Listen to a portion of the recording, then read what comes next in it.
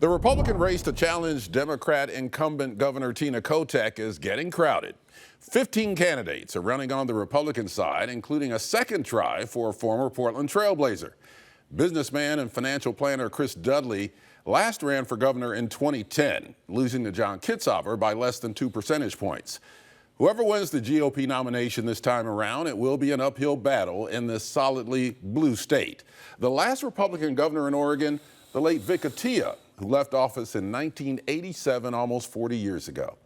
Chris Dudley is here to talk about his quest to become Oregon's next governor. Chris Dudley, thanks for joining Eye on Northwest Politics. Yeah, great to be here, Ken, and thank you for having me. And excited. We've, as you talked about, we've hit the ground running. Great energy out there, and really excited about what I'm hearing across the state.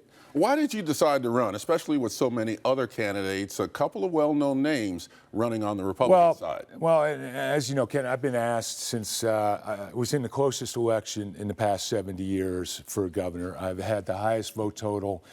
We had the thing won on Tuesday night and ended up losing on Thursday afternoon when I ran in 2010.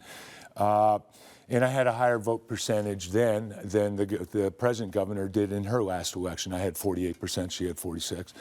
So I'd been asked about this over time.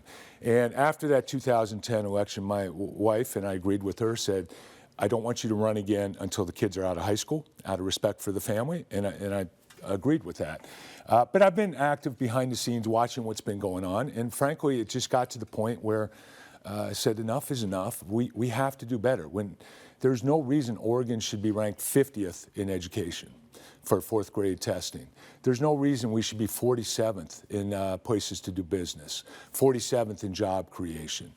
We lead in all the, we're at the bottom of all the good categories and at the top of all the bad categories. And frankly, I cannot think of one metric that has gotten better since Governor Kotek has been in power over the last 12 years. Not one. What would be your priorities if you were elected governor? Well, my priorities are priorities that resonate across party lines, and that's something I did in 2010 and why I came so close to winning at that time. Education, the economy, livability, which includes affordability and safety. Those are priorities for every Oregon family. You want where do you live? Where do you work? Where do you play? Is it safe? Is it functioning? Are there jobs available? Those are the key issues that I want us to focus on. State Senator Christine Drazan barely lost to Governor Kotek the last time around. She's running. We've got Senator Drazan, Marion County Commissioner Danielle Bethel is another candidate who's fairly well known. State Representative Ed Deal, he's one of the leaders of the anti-tax movement on the transportation bill. How do you break through with all that competition on the Republican side? Well, I think it's clear that Salem's problems are not going to be solved by someone from Salem on either side. And I think there's a clear appetite for someone from the outside who has executive experience, has experience whether it's running a nonprofit, whether it's being CEO of a company, chairman of the board of a company, founding a company, negotiating billion-dollar deals when I was part of the negotiating committee for the NBA. That someone from the outside who can rise above the partisan politics. People are tired of all the finger pointing, name calling, and they want us to be able to, someone who can help build consensus and frankly focus on the serious issues that our state faces. Well, you mentioned the legislature and you also mentioned the NBA, so let's talk about that. Yeah. As a former Portland trailblazer especially, what do you think about the team asking for a package, including from the legislature, of $600 million to modernize and upgrade the Moda Center? Well, and this is something I've been involved with since Paul Allen passed away. We're working with Marshall Glickman at first, the son of founder Harry Glickman, and then later forming Rip City Forever. No one is more passionate about keeping the Blazers here in Portland. No one. I played 6 years. I love it. Fell in love with Portland, with the Blazers in '93. Retired here, invested here.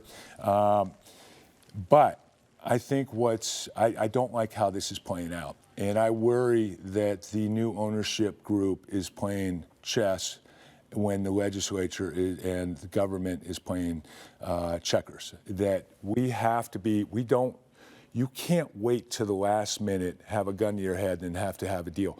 We need to know We need to know how much is the ownership group going to put forward? What's that partnership look like?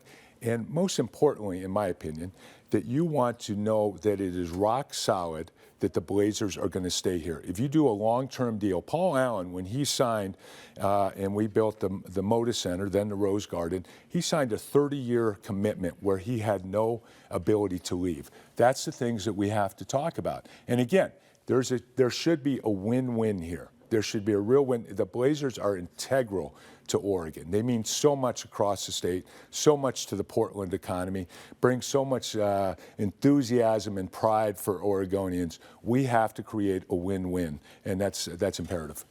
Are you concerned that without these upgrades, we could lose the team, especially with the new owner? Yeah, no, I am, and that's something we talked about. The Portland has to be able to compete with other cities. Other cities want an NBA team, and you have to be able to. I think you have the oldest arena that has not had a renovation. I mean, it's hard for all of us, especially me, who played in the opening night at the Rose Garden. That it's 30 years, Rose Garden. That is 30 years old now, but it needs major renovations, or we need to look at an alternative site. But we have to do both and do so in a way that makes sense, and that there's a firm commitment that there's a public-private partnership that comes together that is truly a win-win. A win for the Blazers, win for their ownership group, but also a win for Portland and a win for Oregon, and a strong commitment that the team is locked in to stay here. The Oregon legislature is in session right now, and the economy, affordability are their big overall themes. The revenue forecast is slightly positive, but we're still millions of dollars from balancing the budget. What's your plan? Where do you see us being able to balance the state budget? Well, I think and just on your lead, where another $21 million was found, and we have that was in the city. Yeah, I know, but we need to do audits. We need to really. We need, as a business, you look at what areas are working. Are we doing it efficiently? How much has our staffing gone up? What are we accomplishing? Are we achieving those dreams? I'll give you an example. One of my passions is education, and we have increased spending by over 80% in the last 10 years, yet we've declined to where now we're ranked 50th.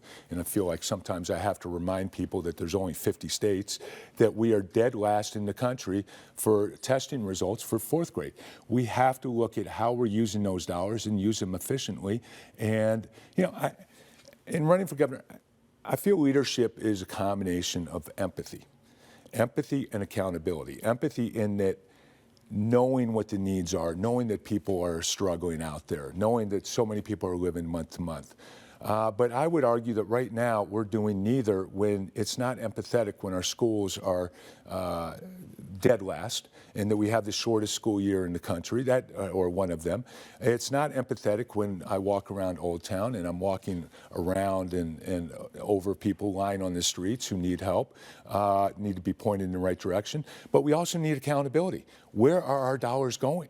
Why is it that we keep increasing the dollars in so many different areas, but our results don't get better? They've actually gotten much worse. And not just much worse, but dead last in the country. Chris Dudley, we have to end it there because of time. Thank you so much for being on Eye on Northwest Politics, and good luck. Well, I appreciate it, Ken. Thank you.